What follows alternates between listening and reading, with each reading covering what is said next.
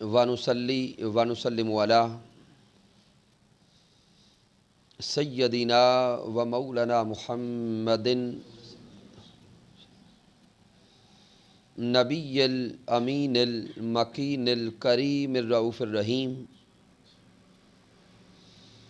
اما بعد فاعوذ باللہ من الشیطان الرجیم بسم اللہ الرحمن الرحیم قال اللہ تبارک و تعالی فی القرآن المجید وَلْتَكُمْ مِنْكُمْ أُمَّةٌ يَدْعُونَ إِلَى الْخَيْرِ وَيَأْمُرُونَ بِالْمَعْرُوفِ وَيَنْهَوْنَ عَنِ الْمُنْكَرِ صدق اللہ مولانا العظیم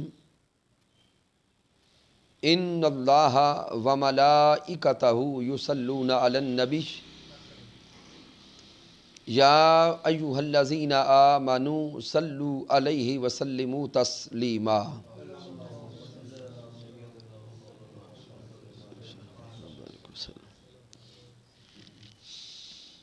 اللہ رب العزت کی توفیق سے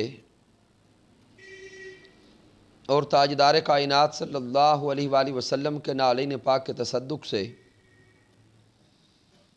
خانپور کے اس خوبصورت علاقہ میں ہم درس عرفان القرآن کی نسبت سے آج اس تربیتی نشست میں حاضر ہیں۔ اس نشست کے انعقاد پر میں ہدیہ تبریک پیش کرتا ہوں تحریک منہاج القرآن کے جمیع قائدین و کارکنان کو، بالخصوص جناب محترم طاہر احمد فریدی صاحب، جناب محترم عبد المجید گجر صاحب اور تشریف لانے والے جمیع احباب محترم شکیل احمد قادری صاحب اور قرب و جوار سے جتنے بھی احباب تشریف لائے۔ اللہ رب العزت کی بارگاہ اقدس میں دعا کرتے ہیں کہ اللہ رب العزت ہمیں دین متیں کا فہم بھی عطا فرمائے اور دین متیں کی نوکری کرنے کی توفیق عطا فرمائے۔ سامعین محترم، اس مادیت کے دور میں ہمارا تعلق اس عظیم تحریک سے ہے جو تحریک خدمت دین کی تحریک بھی ہے اور اقامت دین کی تحریک بھی ہے، جس تحریک کے مقاصد اصلاح احوال امت اور غلبہ دین حق ہے۔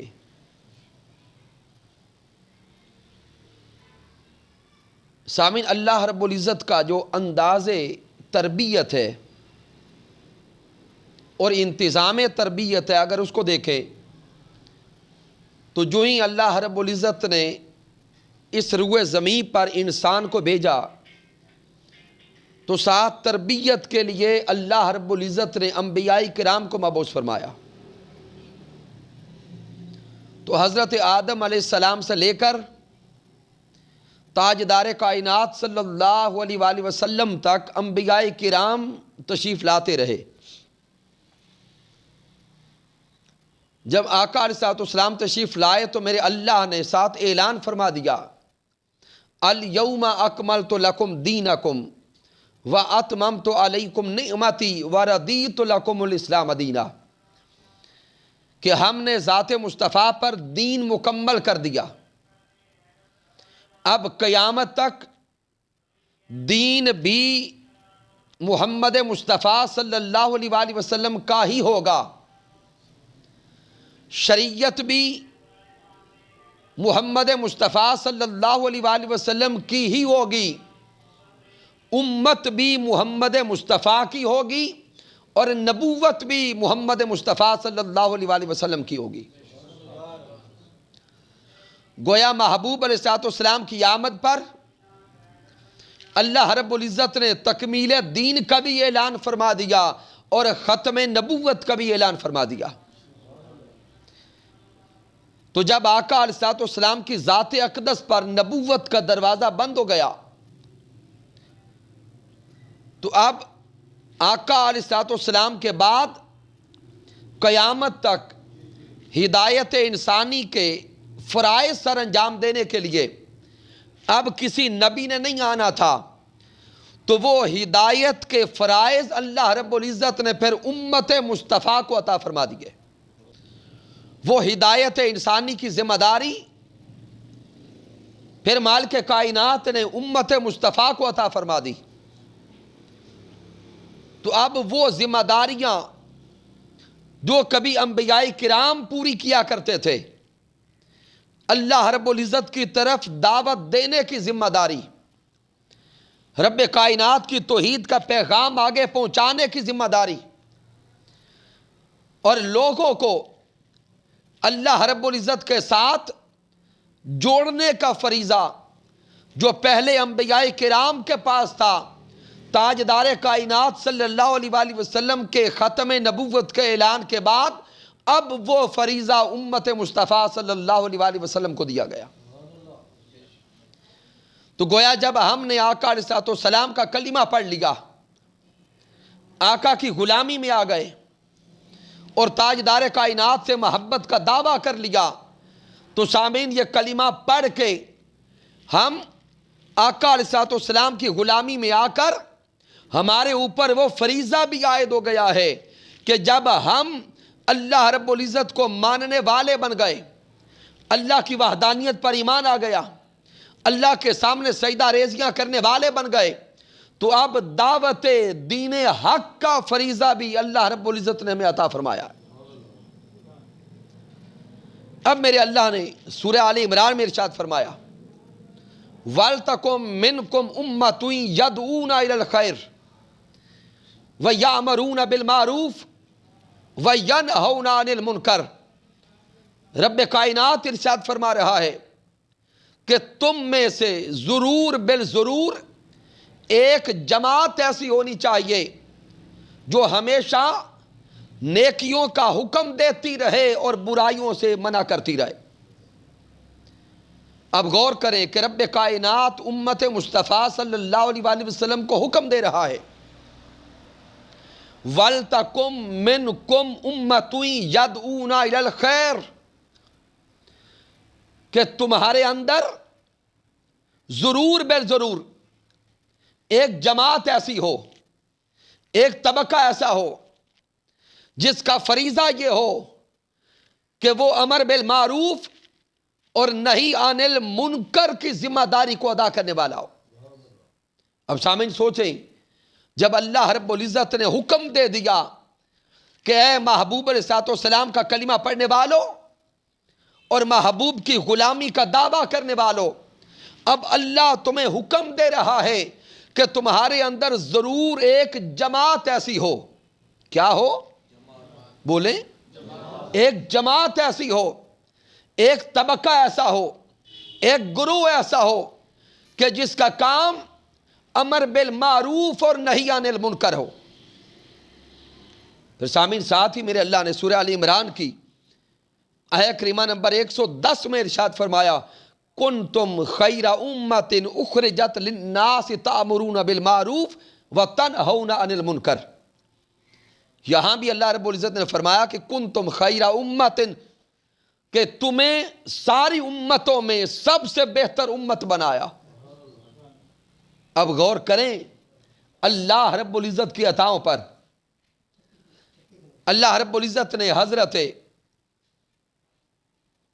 آدم علیہ السلام سے لے کر تاجدار کائنات صلی اللہ علیہ وآلہ وسلم تک کم و بیش 1,24,000 انبیاء مبعوث فرمائے، لیکن میرا اللہ ارشاد فرما رہا ہے کنتم خیر امہ، کہ ساری امتوں میں سب سے بہتر امت تم ہو۔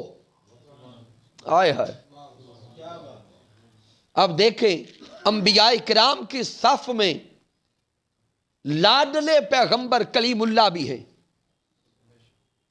خلیل اللہ بھی ہیں، ذبیح اللہ بھی ہیں، نجی اللہ بھی ہیں، صفی اللہ بھی ہیں.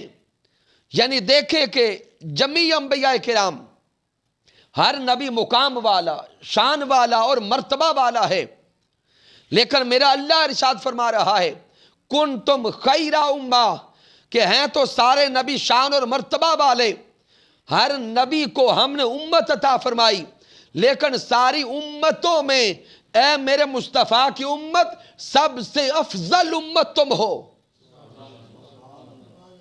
سب سے بہتر امت تم ہو، سب سے اعلیٰ امت تم ہو.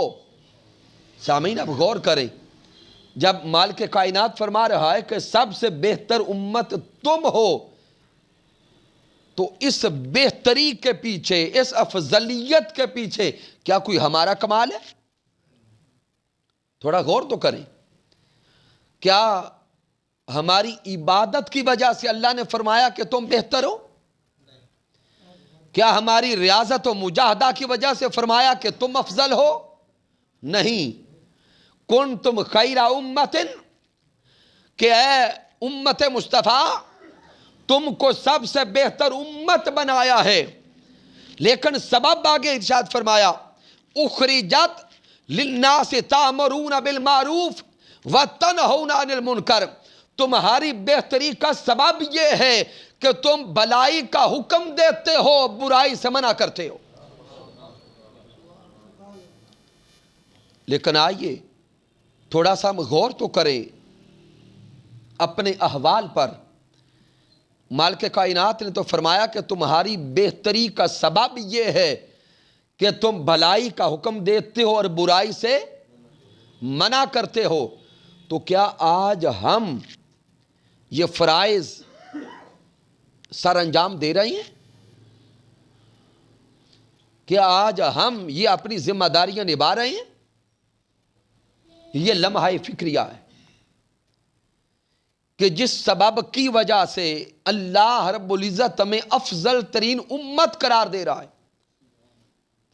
تو اگر ہم وہ کام کرنا ہی چھوڑ دیں تو پھر کیا مالک کائنات ہم سے سوال نہیں کرے گا؟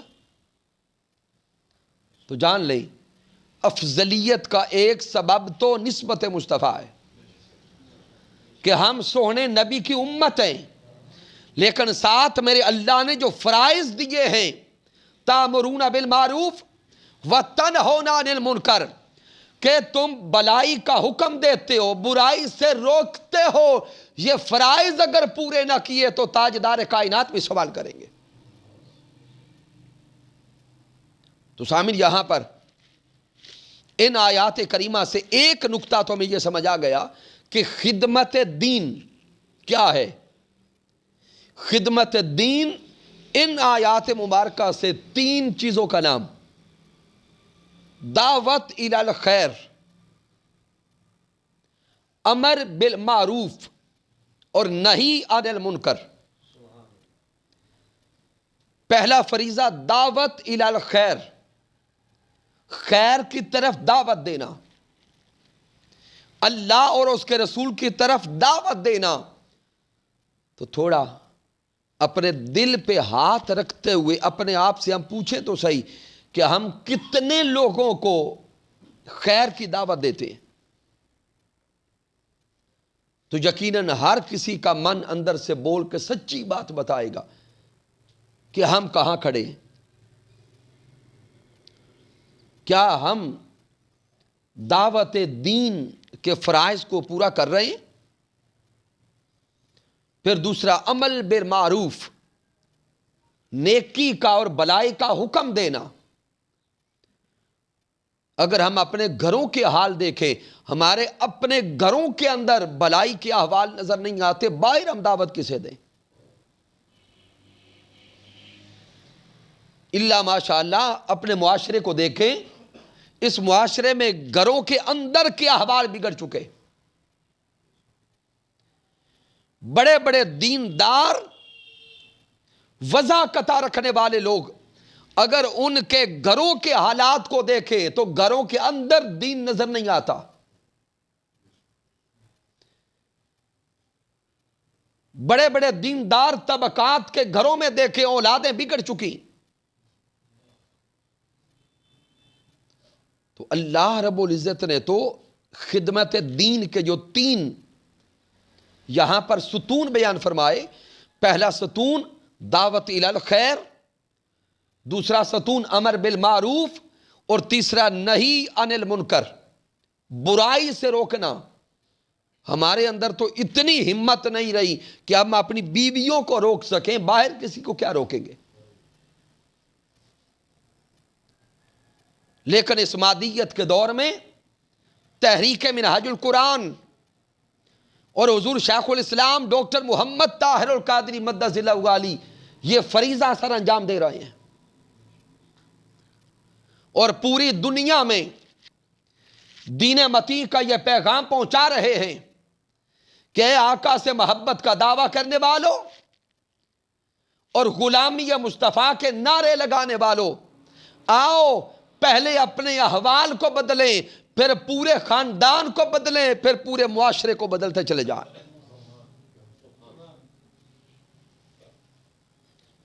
پھر ساتھ ہی اللہ رب العزت نے اسی کلام مجید میں ارشاد فرمایا کہ اگر دعوت دین حق کا فریضہ سر انجام دینا چھوڑ دیا تو پھر اللہ کی ناراضگی کا ذریعہ بن جائے گا. پھر رب کائنات کی طرف سے وعیدات اتریں گی. سورۃ المائدہ آیہ کریمہ نمبر 54 کا مطالعہ کریں. میرے اللہ نے ارشاد فرمایا یا ایھا الذین آمنوا من یرتد منکم عن دینہ فسوف یأتی اللہ بقوم یحبونہم ویحبونہ. میرے اللہ نے فرمایا اے ایمان والو، من یرتد منکم عن دینہ، اگر تم خدمت دین کا فریضہ سر انجام دینے سے پھر گئے. غور کریں اللہ کے کلام پر. اگر تم نے دین متی کی نوکری کا فریضہ سر انجام نہ دیا، من یرتد منکم عن دینہ، دین متی سے پھر گئے، فسوف یأتی اللہ بقوم یحبونہم ویحبونہ، پھر رب کائنات کا تم پہ عذاب اترے گا. اگر تم نے رب کائنات کے عطا کردہ فرائض کو سر انجام نہ دیا، پھر انتظار کرو اللہ کے عذاب کا. فسوف یأتی اللہ بقوم، اللہ پھر تمہاری جگہ پر ایسی قوم کو لائے گا جن سے وہ اللہ محبت کرتا ہوگا اور وہ اللہ سے محبت کرتے ہوں گے. قرآن مجید فرقان حمید کے ان الفاظ کے اگر گہرائی میں جائیں، من یرتد منکم عن دینہ، اگر دین متی کی نوکری سے پھر گئے. اب یہاں پھرنے سے مراد کیا ہے؟ جب کلمہ پڑھا تھا تو کلمہ طیبہ میں دعویٰ کیا تھا نا کہ مولا ہم تیری بندگی بھی بجا لائیں گے، تیرا پیغام بھی پہنچائیں گے.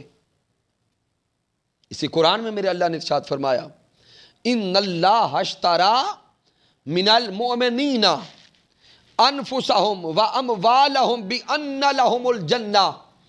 میرے اللہ نے فرمایا کہ جب کوئی مومن بنتا ہے، کلمہ پڑھتا ہے، رب کائنات کی بندگی بجا لانے کا دعویٰ کرتا ہے، تو میرے اللہ نے فرمایا کہ اللہ رب العزت نے تو ایمان والوں سے خرید لی ہیں. توجہ کریں، اللہ رب العزت نے ایمان والوں سے خرید لی ہے ان کی جانیں اور ان کے مال، بِأَنَّ لَهُمُ الْجَنَّةَ، جنت کے بدلے میں. ان اللہ اشتری من المؤمنین، بے شک اللہ رب العزت نے ایمان والوں سے سودا کر لیا. آئے ہائے، بے شک رب کائنات نے ایمان والوں کے ساتھ سودا کیا. اشتری من المؤمنین انفسہم واموالہم، کہ ان سے ان کی جان بھی لے لی، مال بھی لے لیا. بِأَنَّ لَهُمُ الْجَنَّةَ، اور اس کے بدلے میں جنت کا وعدہ کیا. تو اب یہاں پر تھوڑا سا گہرائی میں جائے نا. جب اللہ نے فرمایا کہ اللہ نے ایمان والوں سے سودا کر لیا، تو جب ہم نے کلمہ پڑھا تو کلمہ پڑھنا یہ اللہ سے سودا کرنا ہے. اللہ سے سودا کرنا ہے کس بات کا؟ انفسہم و اموالہم، جان اور مال اللہ کو دی، اور اس کے بدلے میں اللہ نے جنت کا وعدہ کیا۔ تو اب اپنی جان پہ ہاتھ رکھ کے سوچے، جس جان کو ہم کہتے ہیں کہ یہ میری جان ہے، یہ میری ہے ہی نہیں، یہ تو اللہ سے سودا کر چکے۔ اس جان کا تو اللہ سے سودا ہو چکا۔ تو سامعین، جس شے کا سودا ہو جائے پھر وہ اپنی نہیں رہتی، پھر وہ اپنی نہیں رہتی، پھر وہ اسی کی ہو جاتی ہے جس کے ساتھ سودا کیا۔ تو ہم جو دن رات یہ کہتے پھرتے ہیں کہ میں، میری، میرا، ہم، تو یہ الفاظ پھر آئے کہاں سے؟ یہ سوچی آئی کہاں سے؟ تو یہ نقطہ ذہن میں بٹھائیں کہ یہ جو انسان، یہ جو ہم چلتے پھرتے ہیں، اس ہم کے اندر میرا کچھ نہیں، جو کچھ بھی ہے بس اسی مولا کا ہے۔ تو جب سارا کچھ اسی مولا کا ہے اور جنت کا ہم وعدہ لے چکے ہیں، تو اگر پھر جنت چاہتے ہیں تو پھر جان جب اسی کی ہے، پھر جو وہ کہتا ہے وہ کیا جائے، پھر جو کچھ وہ مالک حکم دیتا ہے وہ سب کچھ کیا جائے۔ اور وہ مالک کیا حکم دیتا ہے کہ اے میرے ماننے والو، میرے دین کی نوکری کرو، میرے دین کی چاکری کرو۔ اور وہ نوکری کیا؟ ان آیات کریمہ سے وہ 3 فرائض ہیں۔ دعوت الی الخیر، دعوت الی الخیر، امر بالمعروف، نہی عن المنکر، خیر کی طرف لوگوں کو دعوت دینا، بھلائی کا حکم دینا، برائی سے روکنا۔ لیکن میں یہاں پر صرف آج توجہ دلواؤں گا دعوت الی الخیر پر۔ ایک طرف ہمارا تعلق اس صدی کی سب سے بڑی تحریک سے ہے، ہمارا رشتہ اس صدی کے سب سے بڑے شیخ مجدد وقت حضور شیخ الاسلام ڈاکٹر محمد طاہر القادری مدد اللہ علی سے ہے۔ سامعین، پہلی بات یہ کہ آقا علیہ السلام کا کلمہ پڑھنے والے بھی ہوں، پھر اس صدی کی سب سے اعلیٰ عالمگیر اور آفاقی تحریک سے تعلق بھی ہو، مجدد وقت سے نسبت کا رشتہ بھی ہو، اور پھر بندہ دعوت الی الخیر میں سستی بھی کرتا ہو، یہ باتیں جڑتی نہیں ہیں، ان باتوں کا کوئی جوڑ نہیں بنتا۔ تو آئیے آج کے اس پروگرام سے سب سے پہلا ذوق لے کر جائیں اور سب سے پہلا پیغام لے کر جائیں کہ آج کے بعد زندگی سے سستیوں کا خاتمہ کریں گے، لوگوں کو رب کائنات کے پیغام کی طرف بلائیں گے، اس مشن کی دعوت دیں گے، لوگوں کو یہ مشن سمجھائیں گے۔ یہ مشن ڈاکٹر طاہر القادری کا نہیں ہے، حقیقتاً یہ مشن خود ذات محمد مصطفیٰ کا ہے۔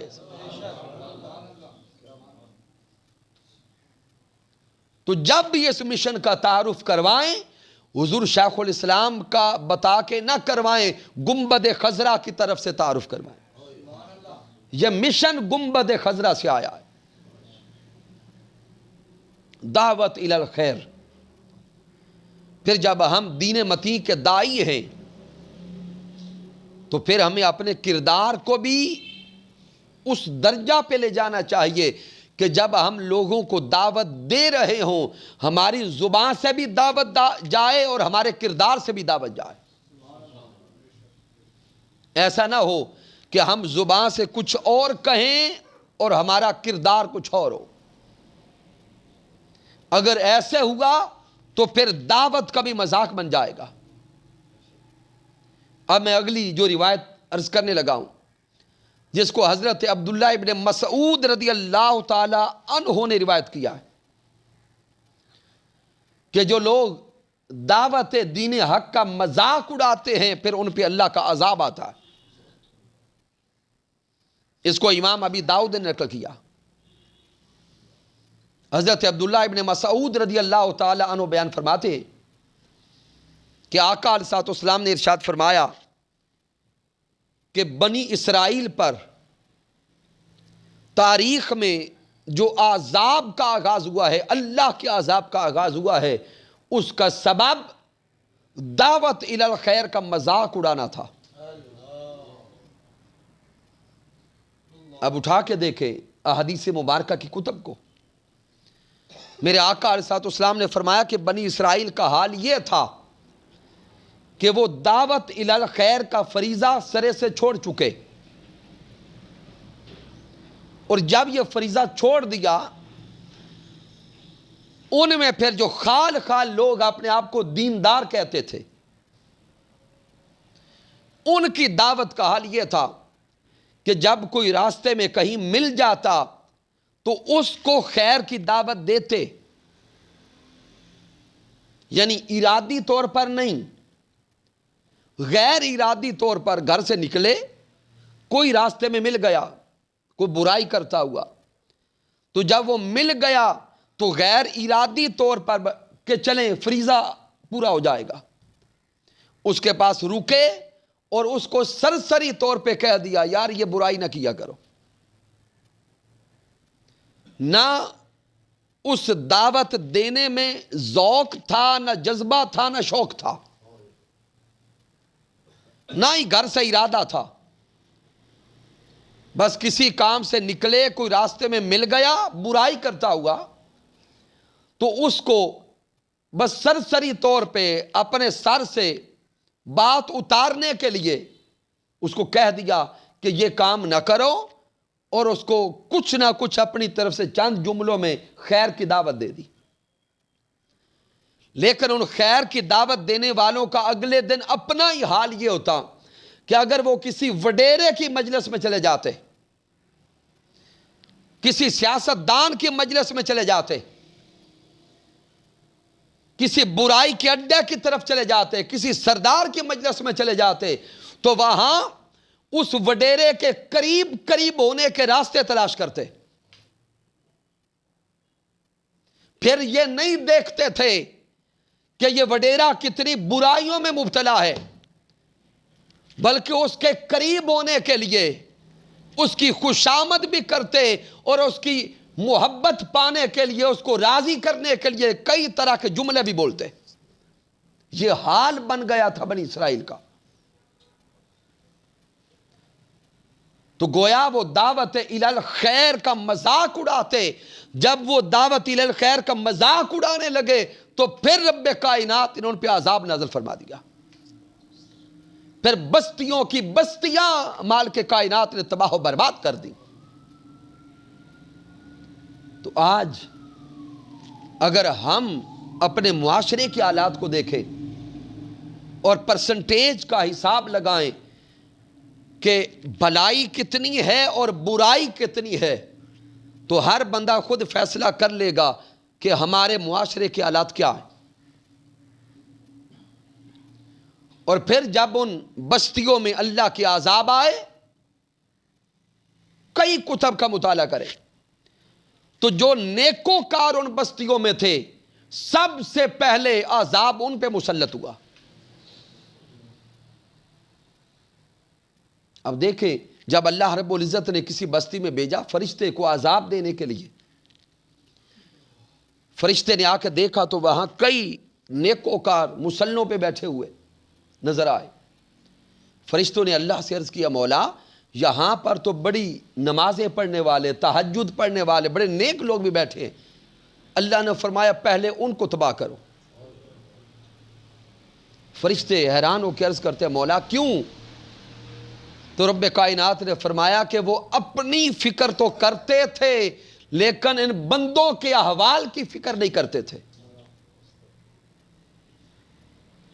اپنے آپ کو تو درست کرتے تھے لیکن اصلاح احوال امت کا جو فریضہ تھا وہ پورا نہیں کرتے تھے. تو میں نے بار بار یہ عرض کیا کہ ہمارا تعلق اس تحریک سے ہے جس کے فرائض میں اصلاح احوال امت ہے، خدمت دین حق ہے، غلبہ دین کے لیے جد و جہد کرنا ہے۔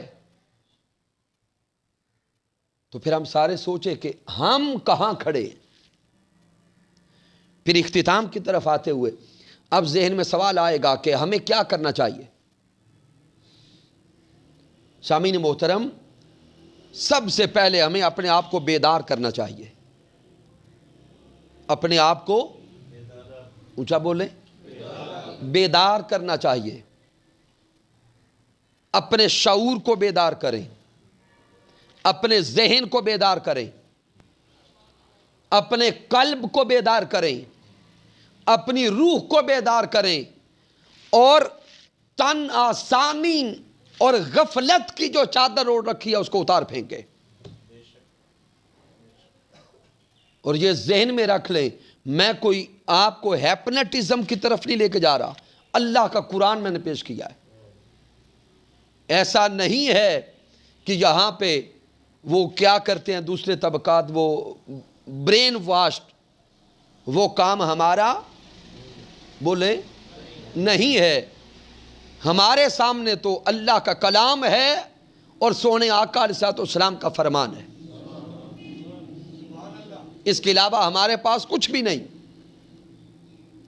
لیکن سامعین محترم، جب ہم نے کلمہ پڑھ کے رب کائنات کی بندگی کا دعویٰ کیا ہے اور آقا کی غلامی کا دعویٰ کیا ہے، پھر کچھ نہ کچھ تو کرنا پڑے گا۔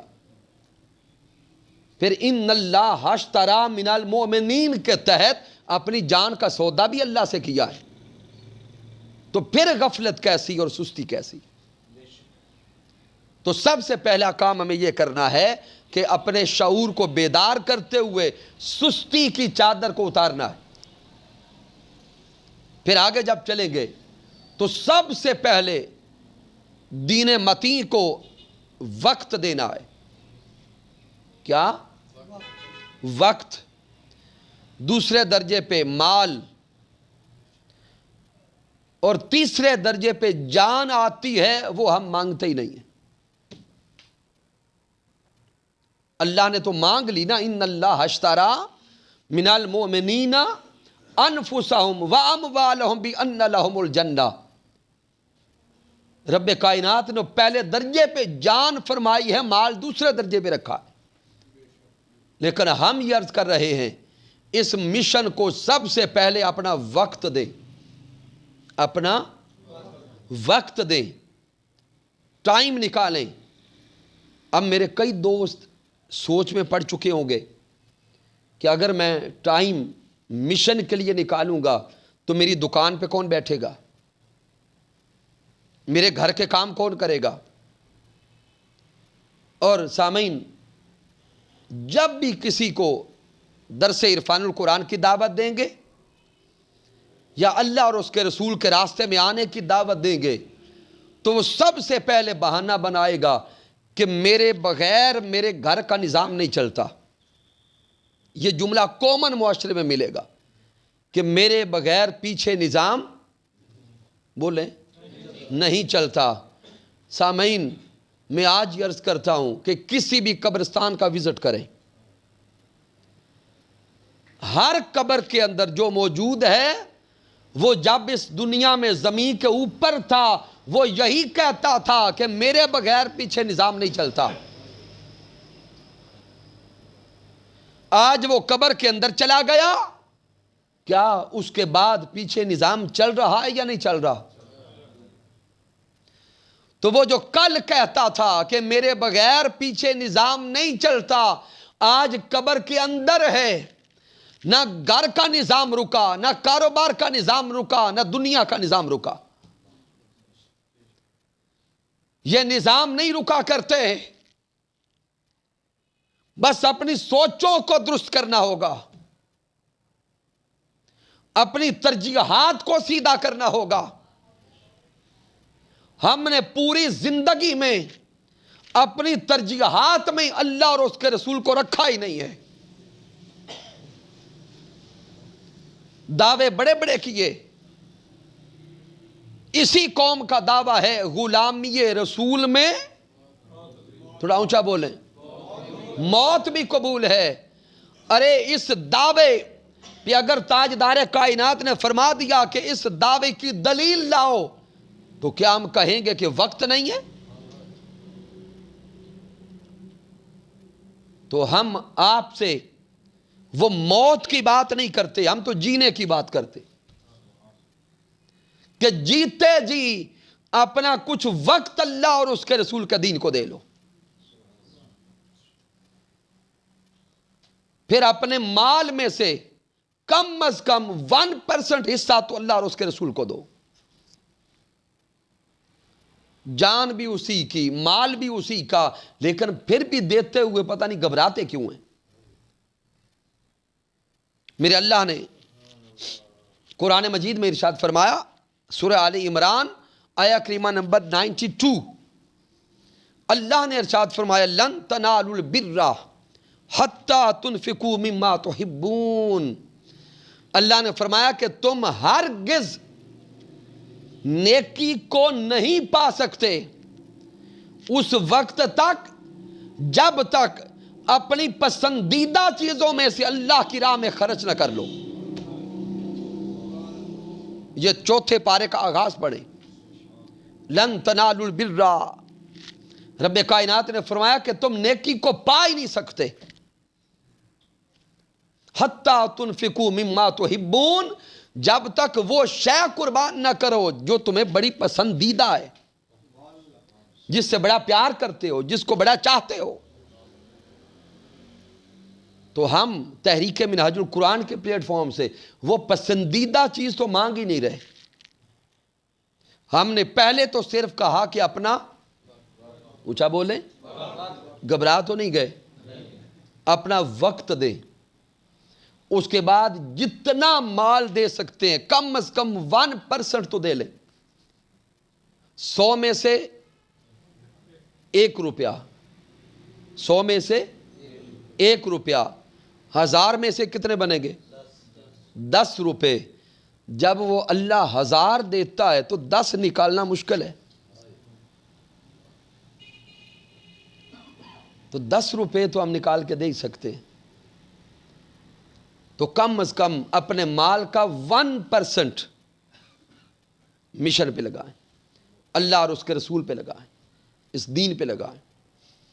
پھر میرے آقا علیہ الصلوۃ والسلام نے فرمایا، متفق علیہ حدیث مبارکہ، امام بخاری صحیح بخاری میں لائے اور امام مسلم صحیح مسلم میں لائے. ان ابی ہریرہ رضی اللہ تعالی عنہ، حضرت ابو ہریرہ رضی اللہ تعالی عنہ راوی ہے. میرے آقا نے فرمایا، انفق یابن آدم انفق علیک. اللہ فرماتا ہے، اے ابن آدم، تو اپنا مال میرے دین پہ لگا، میں رب تمہیں مال اور دیتا جاؤں گا.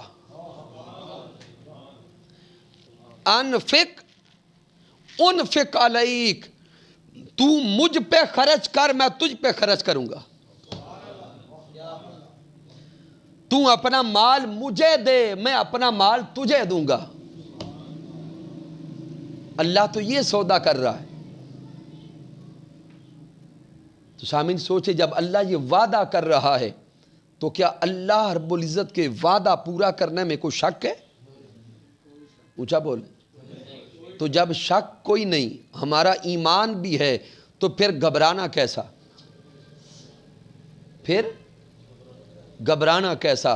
تو سامعین محترم، آج کے اس درس عرفان القرآن اور اس تربیتی نشست سے یہی عرض کرنا چاہتا ہوں، بار بار عرض کرنا چاہتا ہوں، خدا کے لیے اپنی زندگی کی ترجیحات میں دین متی کو شامل کریں.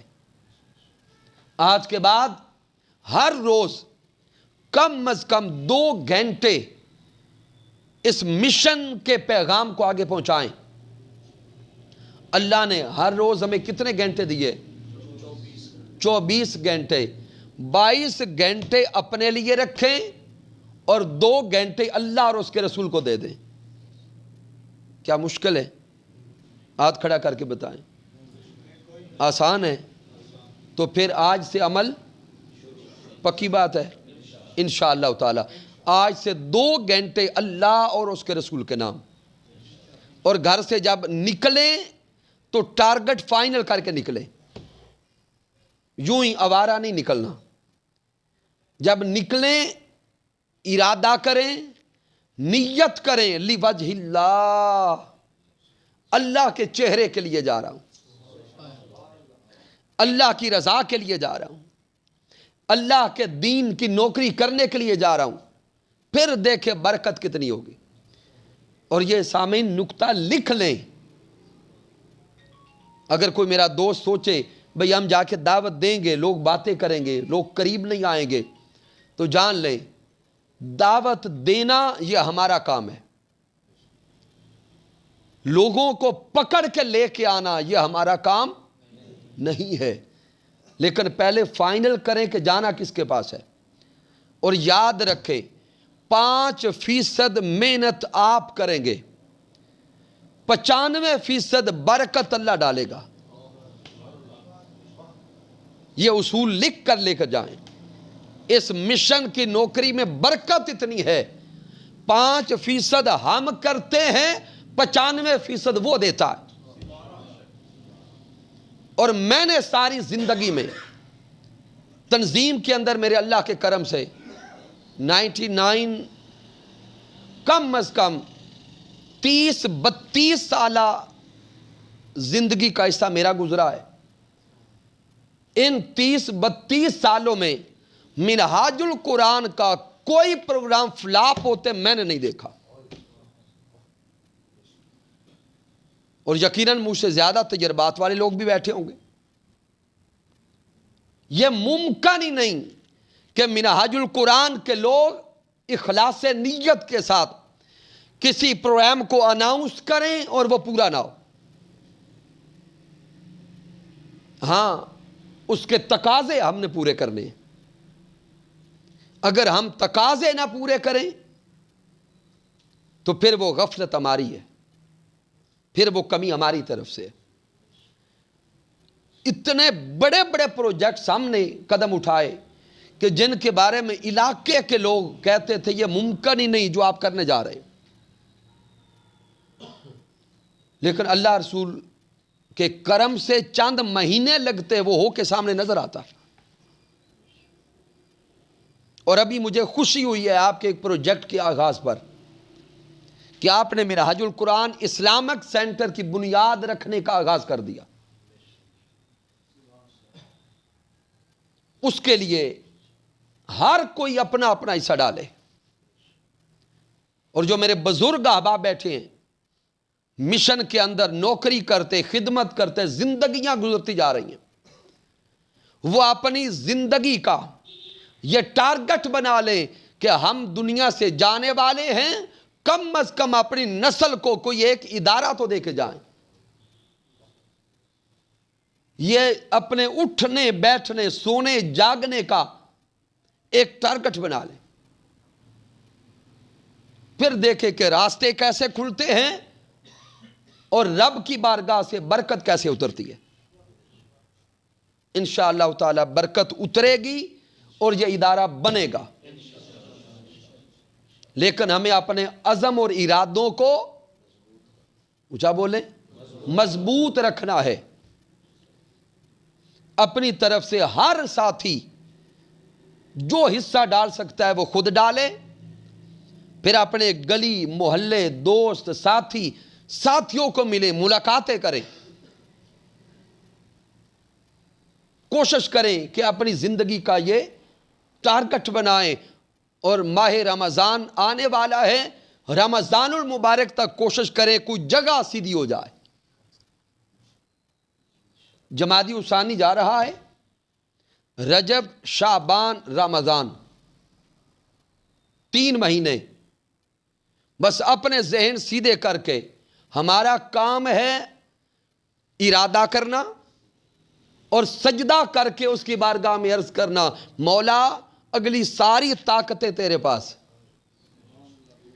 ساری قوتوں کا مالک تو ہی, ساری شانوں کا مالک تو ہی, خزانوں کا مالک تو ہی, ہم تو ناتواں ہیں. تیرے ایک ولی کامل، شیخ کامل حضور شیخ الاسلام کی نسبت کا سہارا لے کر تیرے سامنے گر گئے ہیں، تیرے سامنے جھک گئے ہیں۔ مولا آگے اسباب بنانے والا بھی تو ہی ہے، راستے دکھانے والا بھی تو ہی۔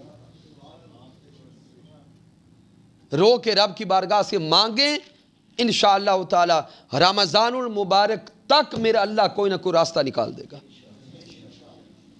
میں شکریہ ادا کرتا ہوں آپ تمام ساتھیوں کا کہ جو ساتھی تشریف لائے، اور اللہ رب العزت کی پاک بارگاہ میں دعا کرتے ہیں کہ مالک کائنات ہمیں اخلاص نیت کے ساتھ اس دین متیں کی نوکری اور چاکری کرنے کی توفیق عطا فرمائے، اور ہماری زندگی کی آخری سانسیں بھی اسی دین متیں کی نوکری میں گزریں۔ کی محمد سے وفا تو نے تو ہم تیرے ہیں، یہ جہاں چیز ہے کیا لوح و قلم تیرے ہیں۔ میں نے جو کچھ بیان کیا اگر اس میں کچھ کمی ہے، کوئی کجی ہے، کوئی غلطی ہے تو مجھ ناچیز کی طرف سے ہے، میرا اللہ معاف کر دے۔ اگر اس میں کوئی اچھائی اور کمال ہے تو اللہ کی عزت کی قسم میرا کوئی کمال نہیں، یہ میرے اللہ کا کرم ہے، آقا علیہ السلام کی رحمت ہے، اور میرے قائد، میرے مربی، میرے استاذ حضور شیخ الاسلام ڈاکٹر محمد طاہر القادری مدہ ذلہ والی کی صحبت کا فیضان ہے۔ وما علینا الا البلاغ المبین۔